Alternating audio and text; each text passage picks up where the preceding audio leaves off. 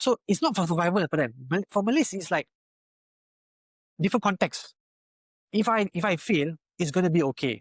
For Chinese, if I fail, it's the end of it. All the social problems, the problem with the Malay culture, the problems is because of the Malay people, which happens to be the majority people, and the Malay governments. Yeah. They have wrong solution to the wrong problem.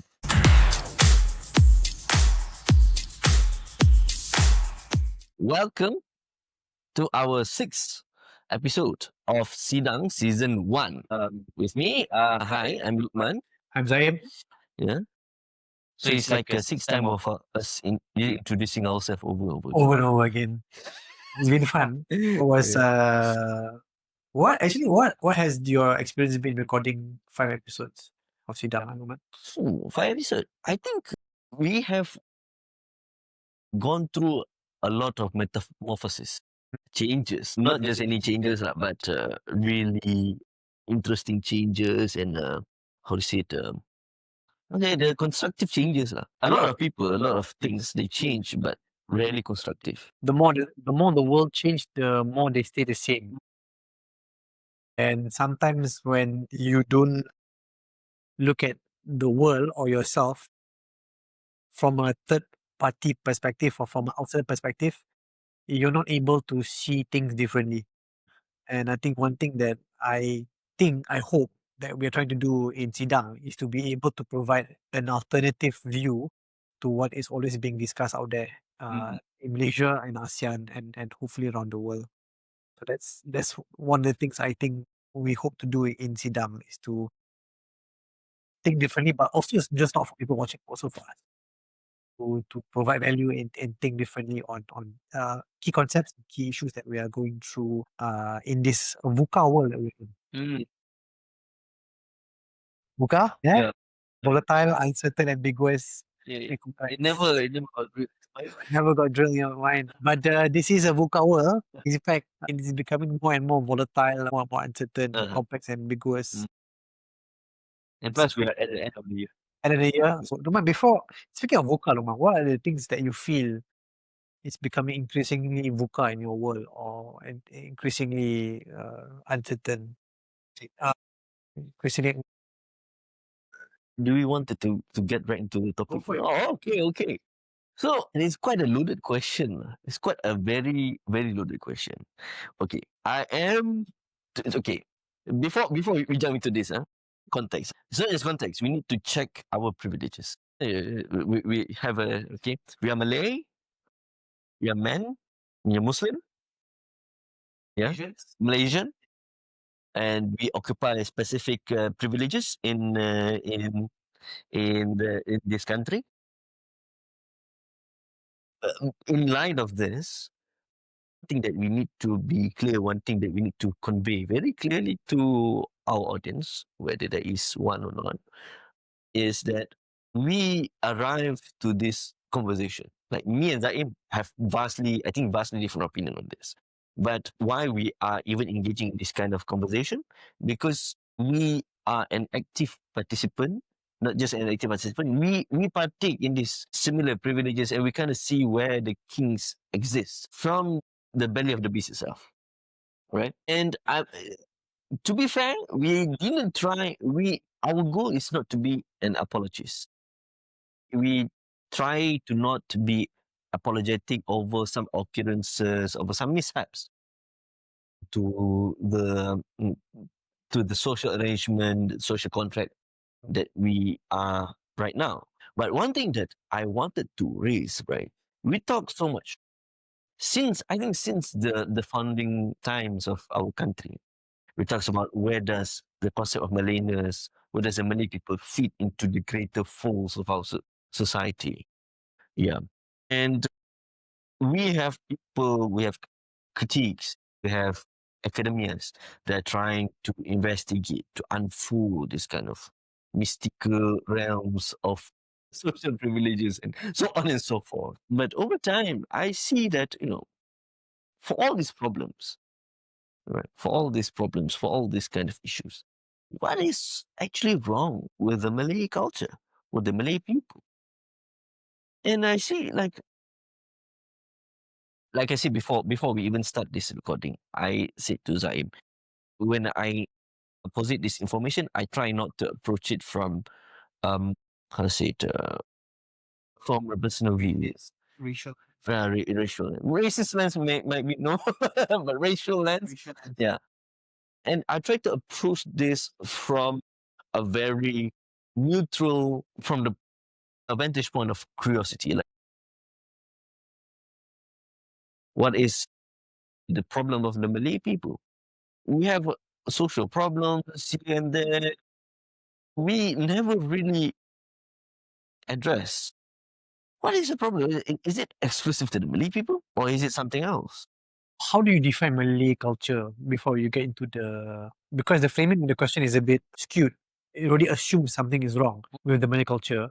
But before we get there, what exactly is Malay culture? I know in the constitution, Malay is actually defined beyond ethnicity, right? Someone who can speak Malay, someone who can speak Malay, someone who has lived in the country for a certain period of time, someone who has roots. I think their parents have to be Malays as well. So it's actually constitutionally defined for you to be a Malay in this country. Beyond being ethnic Malays, because there are ethnic Malays in Thailand, southern Thailand. There are ethnic Malays in southern Philippines. There are also ethnic Malays in parts of in Indonesia, and obviously there are Malays, ethnic Malays in Sabah, Sarawak, and also in Brunei, and also Peninsula, right, where the heartland is. So, how would you define Malay culture before we dive into this? And that is Right? yeah, that is it's tough. Yeah. Okay, from from an academic perspective, I might be very outdated in this. This is just just saying to the extent of my knowledge, what I know. And what I know is from the academic perspective, the one who actually discusses and investigate the phenomena of Malays is Anthony Milner. He's a white guy, lah. Yeah. Yeah. So Anthony Milner, I think he taught in Malaysia, if I'm not mistaken. Right. Yeah. Yeah. He taught but he's a great historian. And his book, like in his book, The Malay and Malayness, right? Anthony Milner. He said of Malayness is multi-dimensional. And multi-dimensional in what aspect? In linguistic aspect, cultural aspect, ethnic aspect, and also the religious aspect. We have this intersecting idea of Malayness. And all this, to the best of my knowledge, for dimension, it creates some sort of a fog, which you can see the fog, right? You can see the mist. But if you want to capture the mist, dissipate. It will disappear. It become meaningless. Because the idea of Malayness is contingent upon context. Yeah. Right? For example, when we go to Solat Jumaat. Yeah. We go to Solat Jumaat, we wear baju Melayu. We convey a very Malay, but we attend a very Islamic congregation. But when we go to, for example, when we go to UK and we wear like just like the Englishman, do the identity of a Muslim and a Malay cease to exist at that point of time? So there are multi-dimensional aspect to what the Malay culture is. But one thing that can be certain, but the idea of Malayness, the culture of Malayness, is what the constitution in Malaysia has defined. I'm not to give credence to the constitution. I'm not saying the constitution is the right thing, but at least the constitution have given definition. Can be able to speak the Malay language, profess the Islamic religion, and also partake in the Malay customs. But even then, we have no gauge of what actually counts as the Malay custom, what is the Malay religion, and what counts as Malay language. I mean, people in Kelantan is not very intelligible to the people in the south. Yeah. Yeah. There's also the question on can Masalay or foreigners become Malays based on this constitutional definition, because technically you can, right? Yeah. If you speak Malay, you convert to Islam, and then you practice the Malay culture. Technically, you can Mhm. be a Malay if you follow Mhm. the constitution definition, but I'm not legally, I don't know if you can. I don't think you can. Yeah. Also, there was this movement last time, remember, in the Malay Union, the AMCGA Putra wanted to create a constitution that would recognize everyone, Chinese, Malays, Indians, as Malayans, as Malays. I think, sorry, the word is Malays, right? To recognize as Malays. So, abolish all the racial markers and just recognize them as Malays. But that was a long time ago. We have, I mean, that obviously AMCGA Putra, the left lost. They were defeated. And then you have the more conservative movements in the form of UMNO that took power.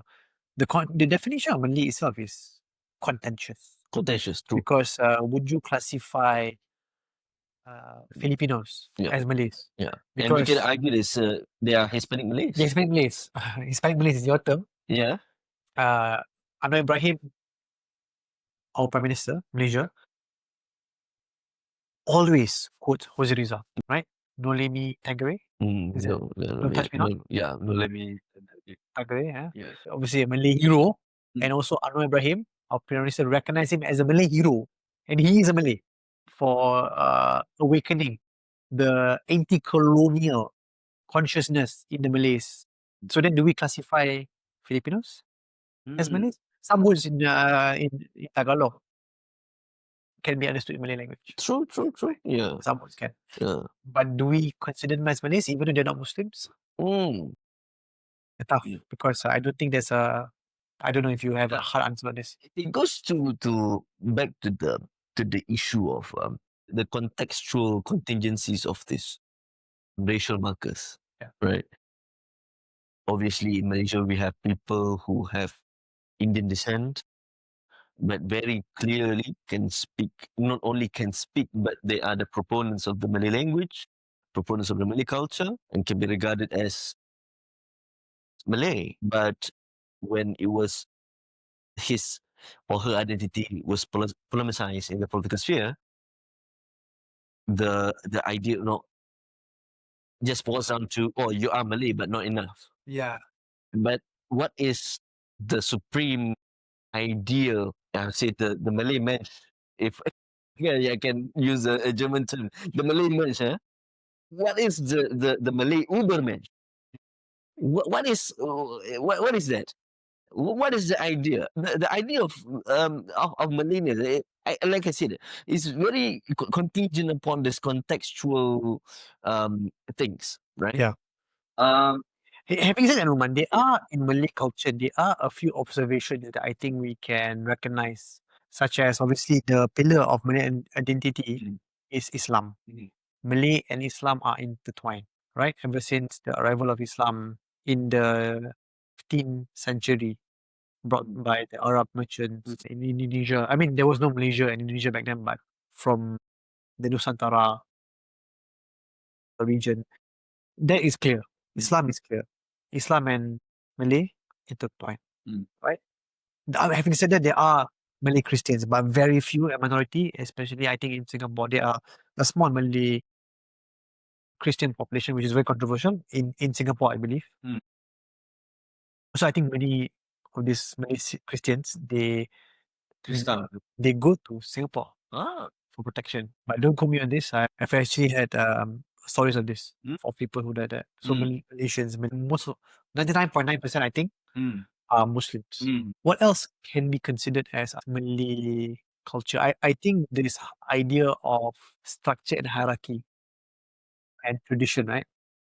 And don't forget Malaysia, I may get in trouble for saying this, but we are neo-feudalistic in many ways, right? If you think of the UK, they have the dukes, the earls. So you have the king, the dukes, the earls. I don't know what's the barons, the dukes, the earls. I think the barons are like the lower ones, right? The knights, then the peasants. This is 300-400 years ago. Sorry. Yeah. Maybe I should put LSE up there also. In Malay culture, similar, right? You have rakyat, marahan. Then you have, I suppose, some of the aristocrat, right? You have Datuk Sri, Tan Sri, Wan Sri. You have Tun. Then you have, obviously, we have sultans, right? We have we have Courtesans. The Sultan. we have royalty, right? Yeah. We have a number of families. In fact, our country has the most number of royalties in the world, right? We have 8 to 9 sultans, royal houses in this country. So that's a defining feature of Malay culture. I think so. I think this idea that there is a hierarchy and maybe not so structured in other countries like Thailand, Singapore, Indonesia, but there is a sense of hierarchy here. Even in the language that we use, adik, adik, abang, kakak, uncle, pakcik. We use this naturally, but there is, you'll never find this in Australia, which is an egalitarian society. And fun fact, the most egalitarian slash equal societies are egalitarian or equal because they were once the most hierarchical feudalistic societies. Conscious and subconsciously, right? They evolved to become egalitarian because of what they were once, right? Mind blowing. Because people think, oh no, the Australians are just, or the Scandinavians are just non-hierarchical. But in the past, they were not. They're very hierarchical, right? It's just that the evolution over time had made them egalitarian. Now, it's not to say that Malaysians are not egalitarian, but there's a clear structure that we see and can observe in our country. And if you call a datuk encik or tuan, you might get trouble. Oh, gagak. I mean, you can. Some datuk that we know, the young ones are okay, but the folks that are, older ones that really treasure their title, you call them bro.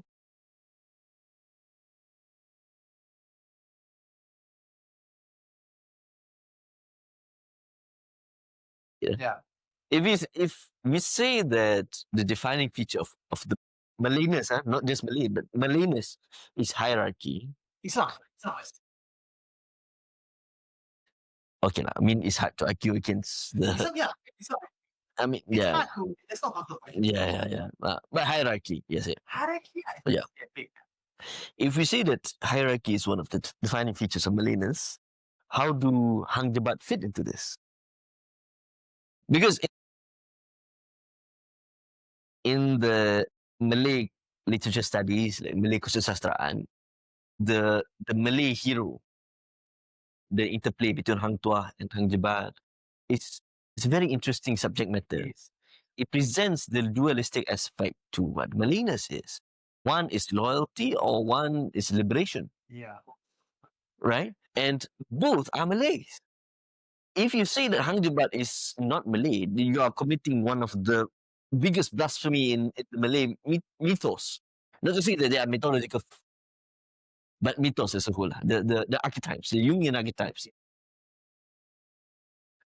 How do these like fit into both?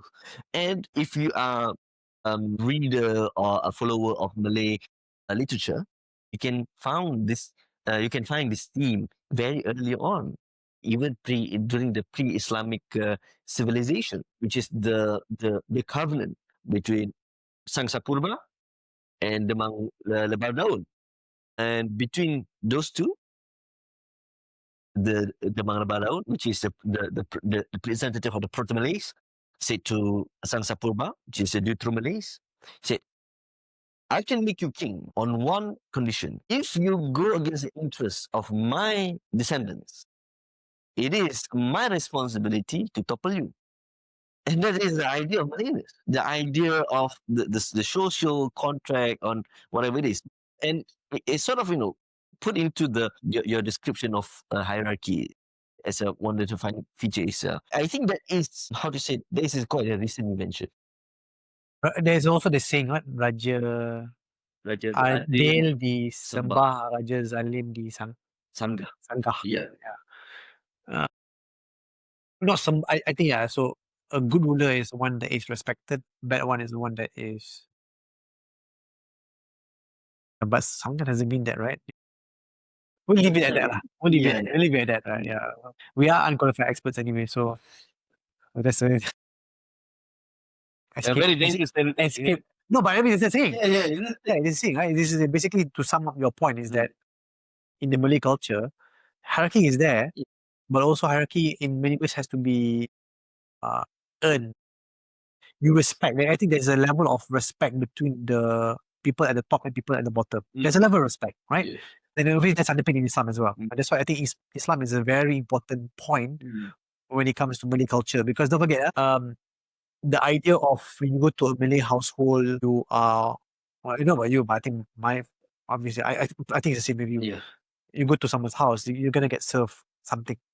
And then if you don't have anything, like, oh, I'm so sorry, I can't serve you anything. Can Yeah. this is a Malay thing, Yeah. but actually it comes from Islam. Yeah. It comes from Islam. That, oh, when guests come to your house, you treat them well. That is part of Hadith. It's part of Islamic culture. It's part of Islamic practices, right? Hygiene, bathing 3-4 times a day. Yeah. Yeah, it's hot in our country. We bathe a lot of time, but Malay, especially Malay culture, heavy emphasis on hygiene. Islamic. That's Islamic. That's an Islamic practice as well. You gotta make sure that you're always clean, right? Yeah, because we think that it's normal to bathe 3-4 times a day. Go to Europe. Yeah. Yeah, it's maybe 2-3 times a week. But anyways, in the past, especially in winter, it's hard to shower. And But we need to have a conversation with our intern. Right? We ask like, how often do you bath in a day? He said, once a day. Oh, that's too many. What do you mean? Once a day is too many. Minimum twice. Yeah. free easy. Yeah. What else? Just to flesh out this point on Malay culture that we can observe. You're probably an expert on this adat. I'm not The idea of adat. How do you translate that? Custom. Customs, yeah. Customs, and Malays have different customs depending on the states they're in. This is an important one also. In Malay culture, there are adat, there are customs that we practice, that we follow, that we observe. This is what governs our society, right? Governs the Malay society. Governs the Malay society. So that is something that I think is another defining feature of Malay culture, is that we have adat. Yeah. And also, I don't want to get into this sort of this whole of supernatural. There is also another segment on that. In fact, the number podcast and Apple podcast is Malam Seram, right? But that speaks to the Malay culture. They speaks to the culture that This thing. this thing is real. I wish it was not, but it's real, right? I know the other actually is a lot more. There's weddings, funerals, dress code, code of conduct, but there's also the supernatural part, adat, customs, right? And that stuff is extremely popular in Malay culture. You're not going to find this in America. You're not going to, I mean, you may, but don't forget The Conjuring, one of the top grossing horror movies, supernatural movies in the US and potentially in the world. The director actually is a Malaysian born. Yeah. James Wan. Right? Kuching born. Yeah, Kuching born. And a lot of the stories that he made in the movies are actually from his experience because of his dealing with the mother or the grandparents, right? Yeah. There's something to be said about Malay culture. There is something there. The Malaysian centrality. Malay centrality. Yeah, maybe you can talk about the adat piece, Luqman. Ada berpati, ada temenggung, I don't know, Malay culture or his part. I think adat pepatih, adat temenggung goes without saying. You can Google it on your own and you sort of understand it. But what is really touched in this topic is our ancestors, our Malay ancestors, for the war, for this, the reconciliation between customs and religion. The Padri War in Minangkabau. My ancestor, I don't know about your ancestor. And it shaped the entire attitude to how did the Malay people approach Malayness, Malay culture, customs, so on and so forth. So the story goes, in if I'm mistaken, in the there's two figures, Tunku Imam Bonjol with I forgot the name of the chief, one of the Minang chiefs. They go into a disagreement on the difference between the Malay culture, the Malay customs, which is at the time adat pepatih, and also the Islamic dictations. So adat pepatih is a matriarchal system. Not only is it a matriarchal system, it is one of the earliest governance and cultural system of the Malays. It was rumored to be created by one of the first Minang kings, Minang Malay kings. His name is Aditya Varman the First in Western Sumatra, if I'm not mistaken, Western Sumatra. So the story goes, Aditya Varman, although his name is a very Indian Hindu name, Aditya Varman, he created a system to govern his tribe, and uh, from the dictation, it's split into two: the Adat Temenggung and Adat Pepati. One is patriarchal, and one is matriarchal. At some point of time, the Malay culture sort of revolved between these two systems. But I beg to differ lah. I don't want to get too deep into this. Matriarchal because the land is passed down to the daughters, not Yeah. to the sons, as usually in Temanggung, Yeah. it goes to the men. Yeah. The party is more socially progressive. Yeah. Kinda. It's like how to say it? It's like it's kind of similar to the Dakota tribe in the US, if I'm not mistaken, Native American tribe. Very matriarchal. It's not that the woman will dictate and have dominion over the entire tribe, but your prestige marker, the social marker, is contingent upon the position of your mother, the position of your mom. So if your mom holds certain position on this, then it gonna be inherited to you. But once you die, it cease to exist, but the prestige will go back to the mom. So that's sort of the semantic aspect to it lah.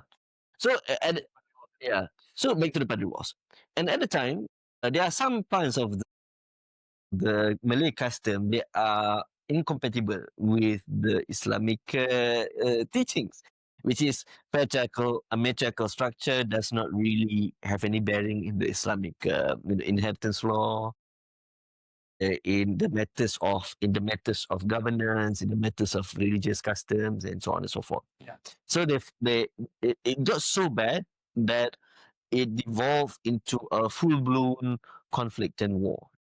And the war was named Padri War. Padri Wars. Is it because Padri like priest? Padri? No. Yes. Padri is like a santri lah, which is Santri, the scholars. Scholars, okay. The war of the scholars. More lah. scholars. Yeah. And who won at the end of the day does not matter. What matters is at the end of the day, they get together and they deliberate. They buat perbincangan lah, which is musyawarah. Musyawarah lah, which is a very Malay consultation. They get together, all the chieftains and all the religious leaders, they got together and said, okay, how do we go about this? Yeah. Do you still want to fight over this? And they came with this law, which is axiom lah, principle, which is adat bersandi syarak and syarak bersandi kitabullah, which means customs is contingent upon the divine laws, and divine laws is contingent upon the divine book. So they put it into hierarchy. So what it means is the customs will not change unless it ran into a contradiction with the divine law, which is the Sharia. And so to get into the point, we fought a war over this. Yeah. And the ideal is there, the ideal of the Malayness is there. I think it's pretty clear. We already give context to what the ideal Malayness is, with the not, it's not uneasy lah, but there's a concession between religion, custom, the values, hierarchy, so on and so forth. Yeah. But back to the thesis of our the question. podcast. Yeah. Then what is really wrong with the Malay culture? What do these people criticize the Malay culture on? Do we think of, just to provide some Yeah. context, maybe for my layman, the Malay Dilemma, written by Dr. Mahathir in the 70s. It talks actually at length about the Malay problems. I think the thesis was the Malay values are inadequate for development and therefore has to change for Malays to progress ahead. But it was a lot more than that. I remember reading that book when I was a teenager. He looked at Switzerland, he looks at a lot of countries, and he was saying that Malays need to update their OS operating system because there is a real dilemma. And that's why, after that book, 10 years later, 20 years, 15 years later, when he came PM, he looked at Japan because Japan had a different value system. And he said Malays need to become more like Japanese. Hardworking, punctual, committed, dedicated, constantly improving. Kaizen, right? Constantly improving in their work output. Because if you emulate the Japanese values, you will become developed. Not spiritually, but in the economic material sense, you can become developed. So I think that's why I think a lot Madi, always get flagged for these things, right? Oh, Melayu dah lupa, Melayu malas, and you heard this before, right? The lazy native or the myth of it. So Mahathir, in many ways, is the propagator for a lot of these sentiments of Malays have to improve. And we can get into the different issues of Malay culture. I think Mahathir is seen as the man that is always asking the Malays, exhorting them to be better, improve. The people have to change. And he's still doing it today. He's still alive, by the way, 100 years old. Been doing it for 50, 60 years. More than that, actually. 70 years. So I think that's a lot of the context of this issue that I think we're trying to unpack.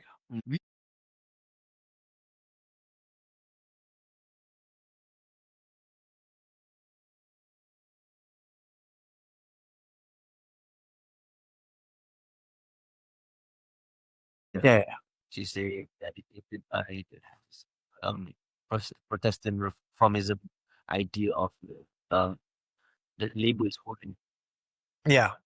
I think the example they used in the book was not so much the work ethic, not so much the Protestant work ethic, right? I think it's a lot more to do with unifying language. I think the point in the book was he said that Malay language is important, right? Because that is the national language, that is the unifying language that everyone has to learn.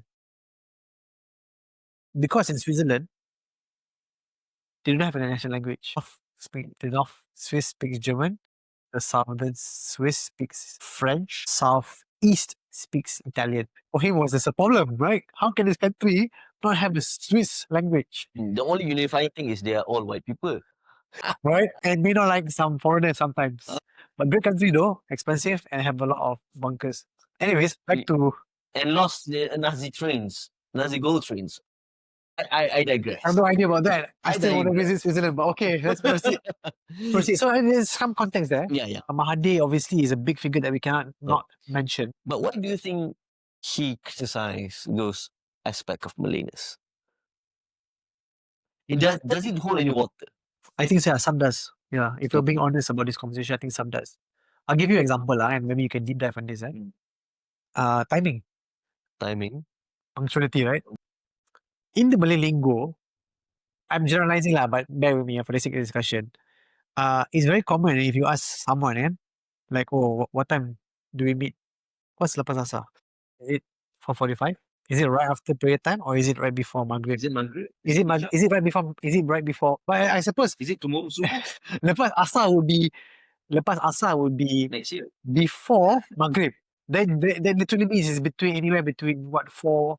Okay, generally speaking, timing change, but 4 to 7:30, right? So what time is it? What time do we meet? And then if you press further, like what time, right? It's common. And I've been through this before, right? Where like, give me the industrial time. I love my reference. Give me the industrial. I need to know the time. Is it 4:45 and where? Give me the exact location. My hypothesis is, I'm not a sociologist, but my hypothesis is because a lot of it is based on the kampong lifestyle, which is a more relaxed, slow pace, enjoy this, right? And that's why we have a liberal view when it comes to timing. That we don't really have this industrial, I suppose, value, right? We don't follow the European style. So lepas asar, it's like we'll meet there, right? Don't worry about it. We're gonna meet within that 3 hour time frame. We're gonna meet somewhere during that time frame, right? So that's an example, I think, of timing, right? It's like, why do we take timing a bit more liberal? Why are we so liberal when it comes to timing compared to maybe Japanese, some extent maybe Chinese. Why is it like Malays have a different view on time? So there's a particular example. Poor time discipline, I suppose. I mean, example, right? You know I'm gonna cover you. I give it. Okay. Now you want to keep it up first whole. No,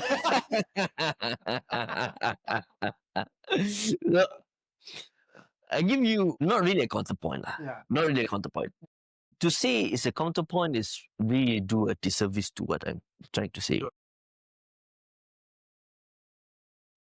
But in all honesty, what Mahathir is written in the book have a lot of valid observation. But the conclusion that he arrives at is very wrong.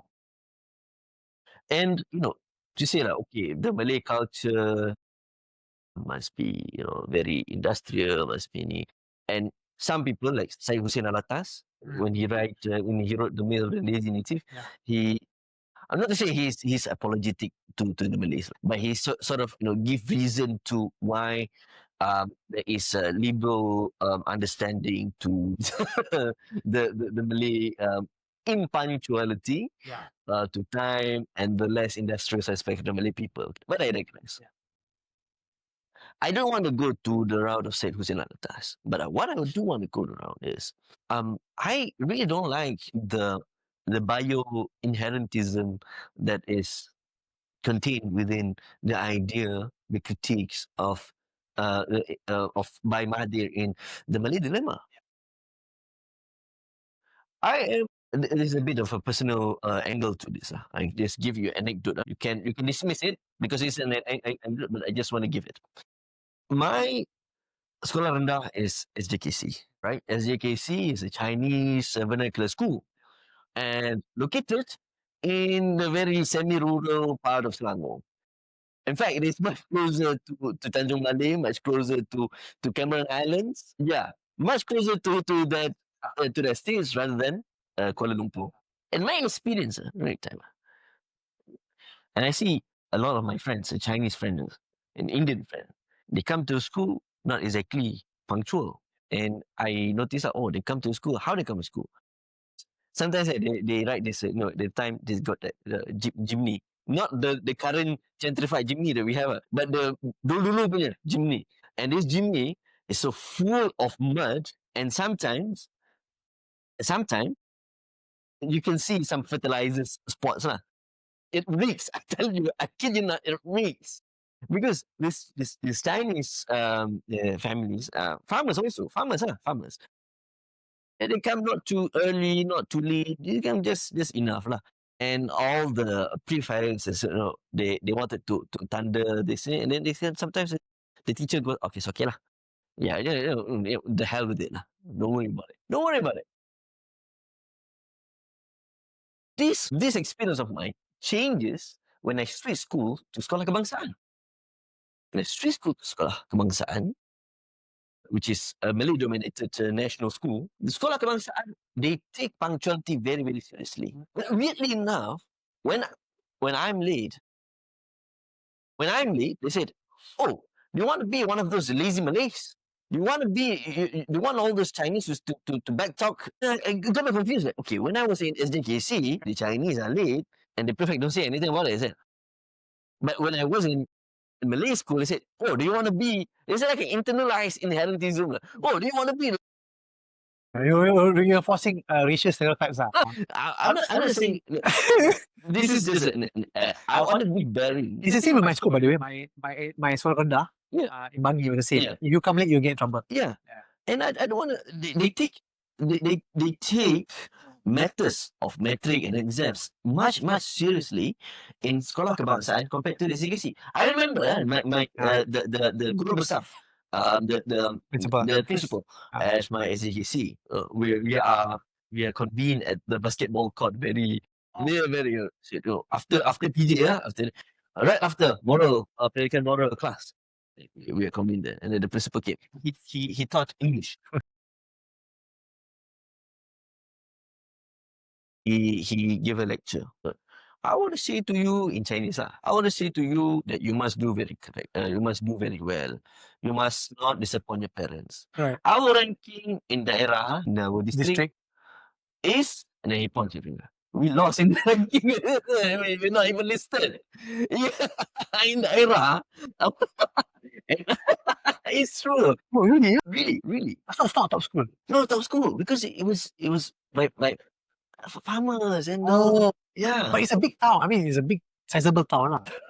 I think KKB was a more top performing school. Lah. Yeah, Okay. KKB is and you have good. Yeah, and the point I want to say Interesting. is right. Interesting, yeah. The reason why I give this anecdote is Mahathir have a lot of valid observation, but this observation is not exclusive to the Malay culture, to the Malay people. And and I would, and this is not to say that the Malay people, the Malay culture should not progress by any means. I say they should, but to make to make these people progress is not to say that because of your culture, because of your religion, because of your skin color, because of your no. The correct way to approach and to persuade, not really persuade the Malay people, is to give them the chance first and then punish them when they don't want to take the chance. Case in point, I want to put example. How do the Japanese society, you know, become such a big boom, the Japanese miracle in the 1970s to 1980s.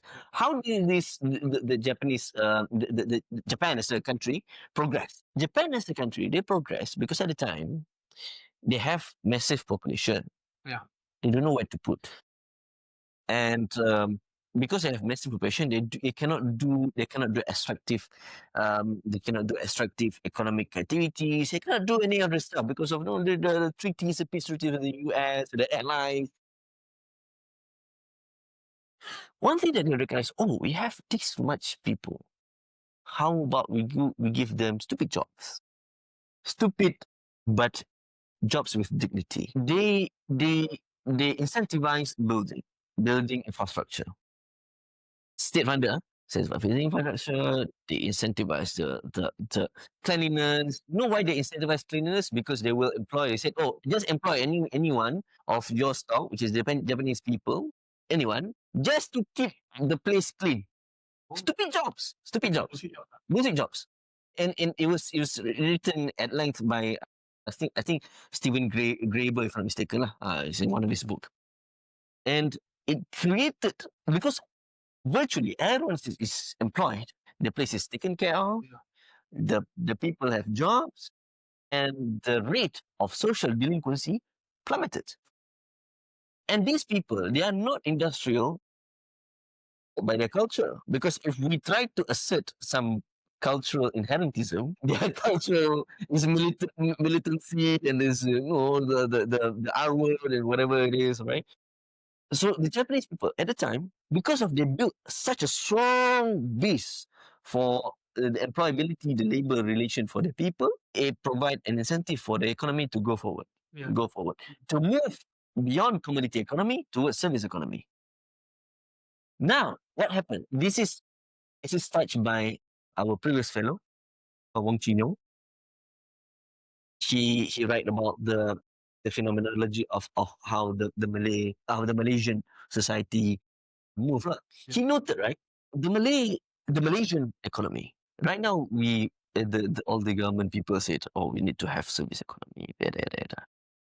But they never really put too much stock in that. Why we have rampages? Why we have social delinquency rate? If we map this kind of occurrences, it occurs at a place where a lot, either there's not enough development happening, or all these like contractors, all these like these 3R jobs were overtaken by immigrants. And this is not 3D. Yeah.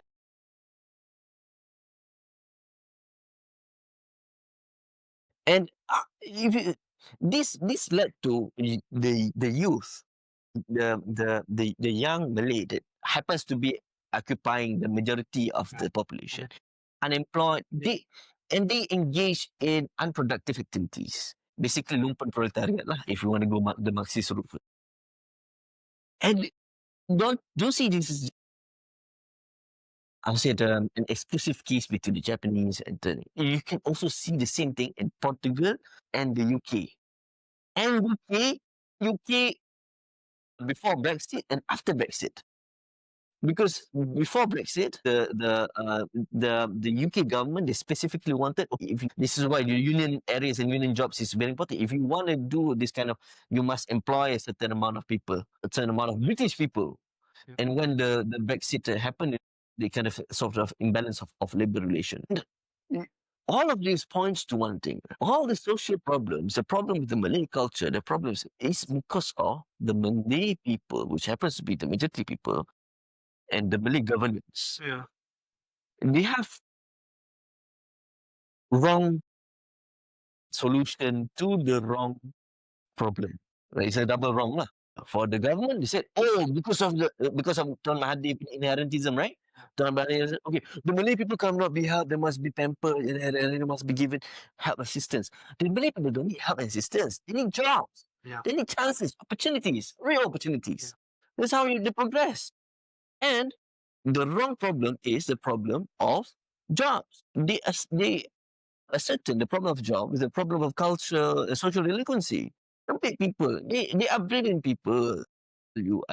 I once worked as a food panda writer. Yeah. The knowledge on motorcycle and the mechanics and is very like, how do you turn a bike with 27 horsepower to a 50 horsepower with just a simple tweak? It's unheard of. You can send this dude to Bugatti, to tune the engine. Right. This is an interesting point. So I think what you're trying to say is the question that we're asking is what is wrong with the Malay culture. I think it's not so much culture. I think it's a lot to do with systemic issues. Yes, systemic issues. I think you're in Malay Dilemma, just to go back to this seminal work. I think to Dr. Mani, with all due respect, right, and done a lot of the country, the diagnosis could be a bit wrong because I think he's overstating the cultural issue. At the time, Malays, there were not enough Malay, there were not enough institutions to support the Malays, and he was observing poor Malays in the rural areas, not recognizing the actually rich Malays in Kampung Baru. These are business people. I know my family on my mother's side, they were actually well-to-do in Kampung Baru. They were business merchant. They were basically business people, Malays. But Mahathir was looking at a specific group of Malays in the kampung. And I think that was not fair. I think also he overstated the cultural inferiority of Malays comparing to Chinese. At the time, it wasn't Japanese yet. At the time, it was Chinese. And I think, to be fair, to your point, building up on your point, is that Huaren, overseas Chinese, are different than Zhongguoren. Chinese from China. They're different. Huaren, I remember learning this in Mandarin class. Mandarin class, my teacher was from Zhongguo, from China, mainland, right? And she said, Malaysian Chinese are called Huaren. We call overseas Chinese Huaren. I was like, what? Chinese what? No, different. In the view, in the viewpoint of mainland Chinese people overseas are different than the Zhongguoren versus Huaren. Not Chinese people, They could have just said Zhongguoren. No. In fact, the word they use to describe each other is also different. Because they are different. Chinese values in Malaysia, and by the way, overseas Chinese, generally speaking, have different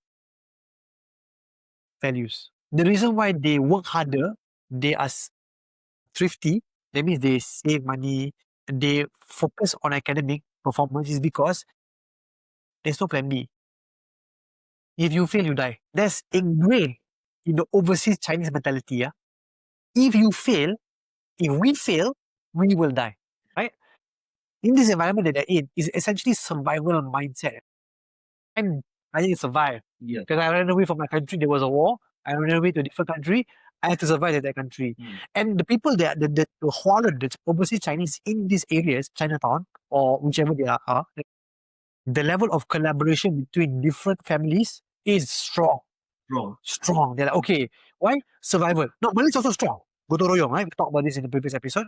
strong. But for Chinese, it's survival. If we don't succeed here, we will die. And therefore, collaboration for them is not so much social now, it's survival. Yeah. So if you open up a restaurant, I will make sure I come to your restaurant. It's true, right? Have you seen this before? And I don't want to generalize, but They will come on the first day. but generally speaking, right? Yeah. When Chinese people they do business in Malaysia, right? Yeah. The support amongst the community is extremely strong, right?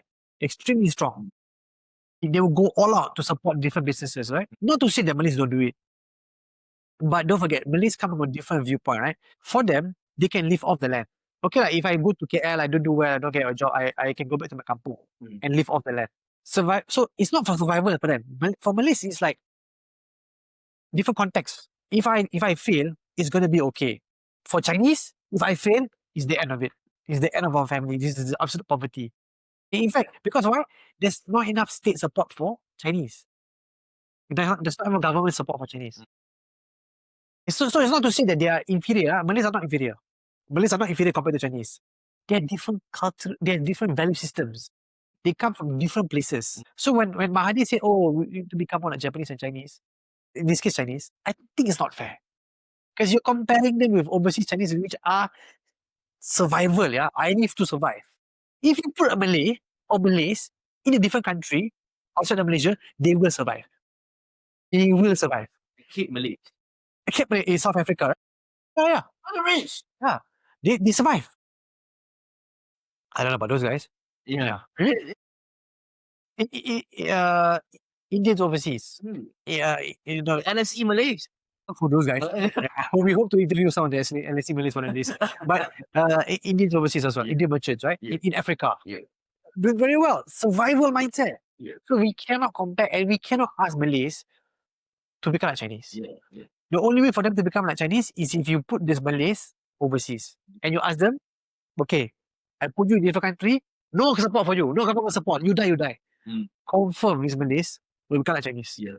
Because for them, no plan B, I have to survive. So I think we have to be fair to Malays as well, because sometimes this idea of, oh, you're not hardworking. No, different contexts. Yeah. You know, we cannot compare. Yeah, of course lah after Asar because Zuhur, they're already, menoreh, right? They're already tapping the tapping the laboratories. They have been at it since 5 a.m. in the morning. Obviously, I said, oh, you want to meet for kopi? Obviously lah, after Asar lah, already tired, Fortunate lah, they agreed to come after Asar. I mean, this thesis that I think these Malays are lazy, Malays, you gotta be fair. At the time, man, I think the lack of institutional supports for Malays, the poverty, rural poverty for Malays, these are real things. These are absolutely real. And to Mahathir's credit, again, the man, I kind of disagree sometimes with this point, but Only sometimes? sometimes, yeah. Yeah. To his credit, I think he has helped create the middle class Malays. What we see today in 2025 is a large middle class, managerial class. These Malays are professionals, they're middle class, they are well educated, They live in Shah Alam. live in Shah Alam, they live in Melanie. Kota Damansara. So, to be fair, I mean, this came from good policy. Yes. That Mahathir said, you know what, we have to help the Malays. But I think on the cultural side, you cannot have too much state intervention. In some points, Malays have to compete on a global stage. Yeah, on that point, sorry if I jump. Okay, on that point, this is why I said that the government, not really the government, but the critiques of the Malay, Malay culture, they approach this in the double whammy, double jeopardy type of kind of sense lah. They approach it with the wrong solution to the wrong problem. And not to say that the government need to just let go of the Malay people. Not to say that. And also not to say that the government must pamper the Malay people. No. Because what the government are doing right now, they are creating dependency. They are incentivizing the Malays, I think for political conveniences, they are incentivizing the Malays to be dependent on government assistance instead of the government creating the ecosystem to nurture them into competitive example, because I don't like to give any any counterpoint without any example. Example, we take China. Right now, China right now.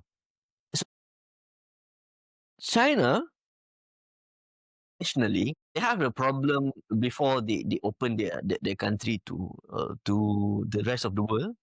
Yeah, they have a problem of uncompetitiveness.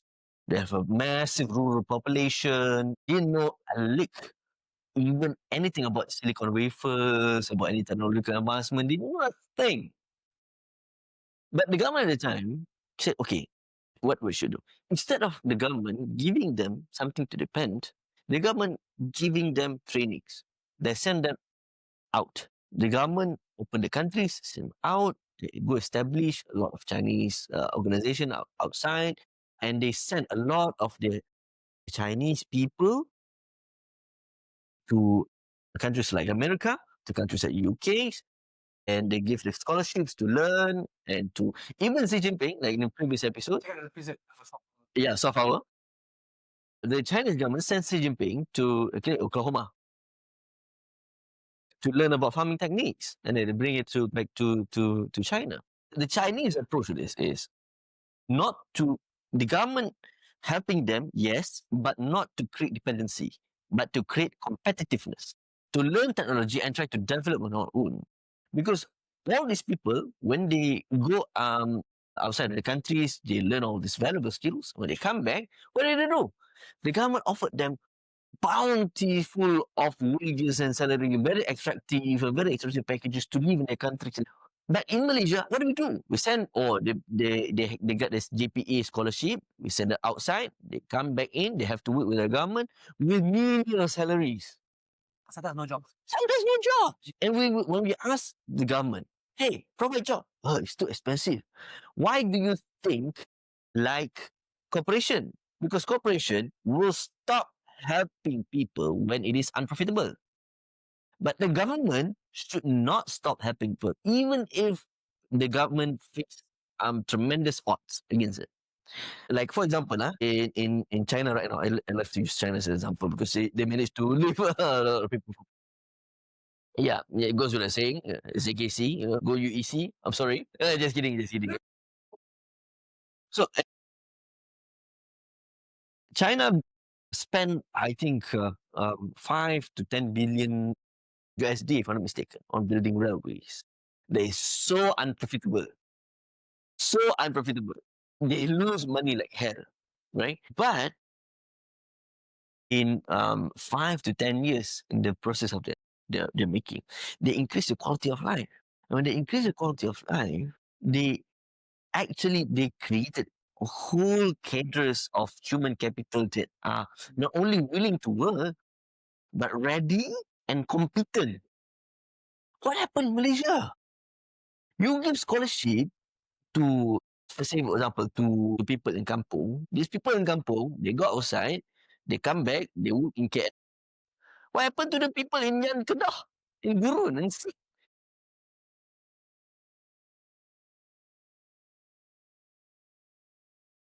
Yeah. it's true. The government already like allocated how many percentage of the GDP to education? Too much. Why there's no ROI? The ROI should be like, okay lah, you already spend this much lah, but be smarter about it lah. Jangan don't just saya yang beramal lah. There's also this thing about if there are no jobs, you need to release them from the bond. I think this is a problem. I think sometimes what happens is the scholars that I mean, JP is one of there's also other scholarships, Mala. There must be a mechanism where you've already spent so much on these people. If there are no jobs for them, you must release them from their bond so that they can look for jobs in the private sector. Do not keep them, because if you keep them, you lose that human capital, no longer capital. Yeah. Right? Because it becomes a liability. So there must be a smarter way to manage our scholars. Now, this is going back to this topic that we're in. Because the question that we're trying to unpack is what is wrong with the Malay culture. And now we have ventured into this segment on competitiveness. NEP, National Economic Policy ataupun Dasar Ekonomi Baru lah, DEB. I think NEP 1970s after the racial riots by Tun Razak wanted to eliminate identification of race based on the economic rules and to abolish poverty. But there's a debate whether we have actually achieved this, and because they say technically we haven't, so we have to continue this. And even in the current government, even though it's led by a reformist government, doesn't champion any NEP, is still continuing with elements of NEP. If you think of PNB that gives ASB, that's a form of NEP, right? A positive one, I have to say. Scholarships for Malays, education quotas, there's a form of both constitutional right and also NEP. I think there needs to come a point where the government has to have a conversation with everyone and say there must be an endpoint because it cannot go on indefinitely. There are things about NEP that is actually very good. They're very good. There's a particular scholar by the name of but Chinese guy written about how NEP is actually very important for Malays. If you would abolish NEP today, you lose things like PNB. And that's not good, right? There is a case for maintaining elements of it, but there's a case also for removing some elements of it. They are prone for rent seeking. And one of the more common sense ideas is, for example, rich Malays don't need to have that discount for their bungalows. You're rich to buy a bungalow, you don't need a discount, right?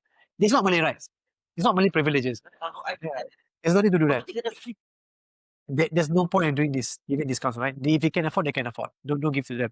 I think our Prime Minister wants to do a needs-based approach, but on the Malays itself, being competitive, there must be a discussion on how do we make sure that Malays can compete on their own 2 feet. And to be fair, this is something that doesn't get talked enough. Nazir Razak on his PM actually tried to do this a lot. He had Raju, he also had ring fence, high level big contracts for Bumi Putras, not just to get the contracts, but also to learn from multinational corporations how do you do knowledge transfer. Because this is such a ways for Malays to become more competitive in the future because Malays have become globally competitive. And I think some of our entrepreneurs are genuinely competitive, but the government cannot continue business as usual because we live in a time, and we might do an episode on this on AI, we live in a time where disruption actually is very fast. We no longer live in a world where disruption happens every 5-7 years. No, it happens 5-7 months.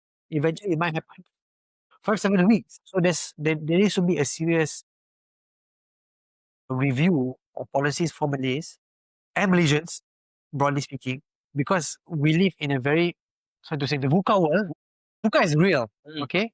Especially now with AI disruption, we have to be serious, and Malays must be competitive. Now, having said that, there are some things about Malay culture that I think is absolutely fascinating, Luqman.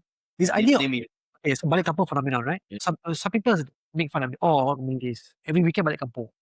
Make fun of us. Like, itulah lah, balik jauh-jauh. Disparaging lah, right? Almost racist, right? But look at it this way. This is maybe one of the last few races in the world that actually believe in filial piety. Believes in family time. Believes that it is important to visit my parents. It is important to take care of my parents. It makes sense if you make them. So transfer as well.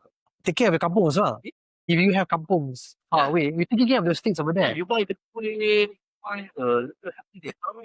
that's how Indonesian people can become so rich. But also they're near KL.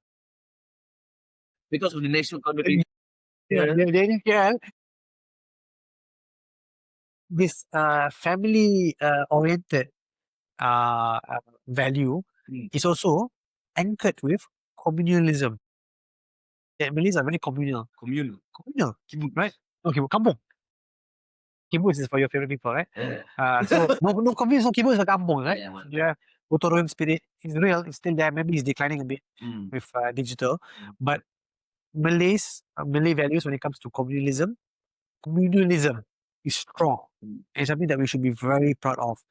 This idea of loyalty and respect is something to be very proud of. Yeah, some people say, oh, we are deferring, not speaking up to power. There's a time and place for that. You cannot be speaking to power every single time if nothing gets done, right? Yeah. Useful idiot. Useful is for Malays, I think there's this thing about respect, right? Okay, so respect. I'm not talking about politics, right? I'm talking about Malay values when it comes to respect. When Malays meet older people, what do we do? The first thing we do is salam. Deeply Malay culture. Also, I think it's Islamic also, right? If I'm not mistaken, it's also Islamic culture, right? But Malays, the twist always is cium tangan. Sign of respect. And there's no greater respect, Luqman, than to see young people do it. Because it shows that we have a culture. We have an identity, Luqman. This is the Malay way. And I think it's something to be absolutely proud of. Nothing to be ashamed of. Right? We live in a world where people want to become more cosmopolitan, more multicultural. No need. Be proud of what we already have. This is something to be absolutely proud of. The community, the communities that we in, the respect for our parents, taking care of our community, gotong royong, respecting older people, respecting each other, calling people, we don't call like Malays also, don't call people like, rumah, panggil abang, adik. Absolutely amazing. Yeah, people think it's trivial, but there's something romantic about the Malay values that we still keep, yeah. And Malay values are still strong till today. There's a book that I read more recently, Malay Land, Madinah Zaman, talks about how, in many ways, Islam has superseded, or I suppose, taken over the Malayness. And it's something to be talked about. Not enough time to unpack this, but Malay values, I think, some of it we can invite, yeah, if you're watching this dinner. Malay values in many ways, yeah, there are some. Obviously, there are things that I think we talked about just now about timing and punctuality, but there are also things that we should be proud of. And it's something that I think our culture, the culture that we're in, this is absolutely amazing. And in ASEAN some more, right? We're showing people in ASEAN that, hey, a distinct culture that we're proud of. Pelaku. I don't know about we, but generally, there's also interplay with Indonesian culture, but I think that's a bit different, right? Ethnically different, right? The Javanese are different. But this is not to say that we are putting the Malay people at the forefront. Yeah. Because it just happens to be the Malay is the majority. You like it or not, it's the majority. What they feel, the sense and sensibilities is what matters. Whatever that we must do must reflect these kind of sensibilities. If not, you get the ICRD protest lah. I like to say lah on the point of say the Malayness, how we put it on to the competitiveness and the idea of Malay communalities. It sort of give a different picture altogether. How do we approach the thing about the problem of what is wrong with the Malay culture? Because now we already have context. We already have context. We already have the nuance.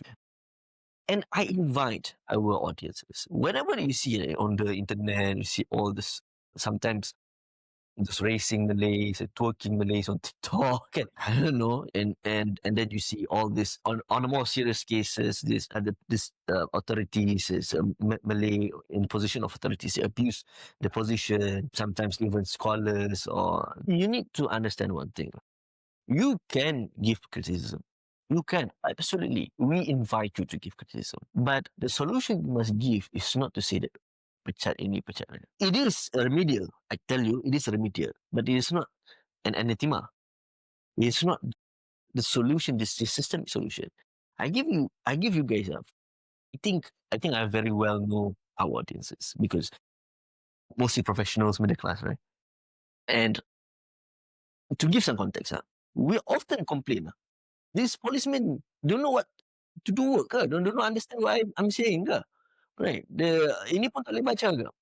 Right. You must know that these policemen, these officers, a lot of them are lepasan SPM. And the more we disparage them, the more they say, what was wrong? Huh? And if you want a more quality to our to people who occupy the position of authority, also must give this a revamp on how do we take in people, this human capital, human labor, this kind of stuff lah. And one of the things that we can point out is the SPA and the JPA lah, how the ni, but that there is another conversation altogether.